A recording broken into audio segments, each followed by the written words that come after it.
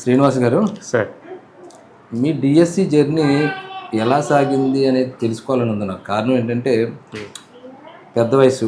అంటే మీరు అలా కనపట్లేదు కానీ రికార్డెడ్గా మాట్లాడుకోవాలి కాబట్టి పెద్ద వయసు. 48 రన్నింగ్, 48 కంప్లీట్ అయింది, 49 రన్నింగ్. అవును సార్. సో నాకు తెలిసి మీరు చాలా సుదీర్ఘ అనుభవం పొందున్నారు. ఎందుకంటే 2006 నుంచి డిఎస్సి ప్రయత్నాలు ఉన్నారు. అవును సార్. 5వ అటెంప్ట్లో మీరు ఇక్కడ సక్సెస్ సాధించడం జరిగింది. అవును సార్. ఈ సక్సెస్ని ఎలా సాధించగలిగారు చెప్పండి సార్. 2006 నుంచి రాస్తున్నాను సార్ నేను. ఓకే. 2006 రాసిన కానివ్వండి పెద్దగా అవగాహన లేకపోవటం, ప్లస్ అప్పుడు డిఎస్సి వచ్చినా కానీ పెద్దగా శాలరీ లేదు అనేటువంటి కాన్సెప్ట్ ఉండేది సార్. అప్రెంటిస్ ఉండేది సార్. అవును, కరెక్ట్. ఆ అప్రెంటిస్ ఉండటం నాకు నేను సంపాదించేది దీని మీద బేర చేసుకుంటే నేను సంపాదించేది ఎక్కువ ఉండేది. అదొక సమస్య అండి. 500 ఇచ్చేవారు. అవును, నాకు అక్కడ అప్పుడు నాకు 5,000 ఇచ్చేవారండి. 5,000 ఇస్తుంటే ఇంకా నాకు అదే గొప్ప అనిపించింది సార్. శాలరీ చూసుకున్నారు. శాలరీ నాకు భవిష్యత్తు అనేది ఇంకా దానికంటే ఇదే ఉంటుందేమో అనిపించింది తప్పండి.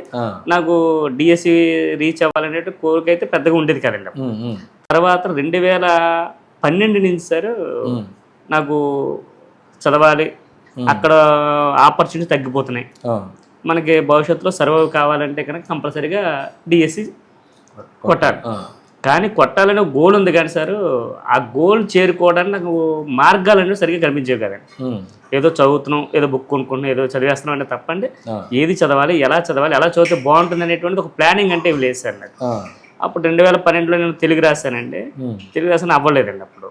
తర్వాత బయట మళ్ళీ డిఎడ్ చేసి 2014లో ఎస్జిటికి రాశానండి.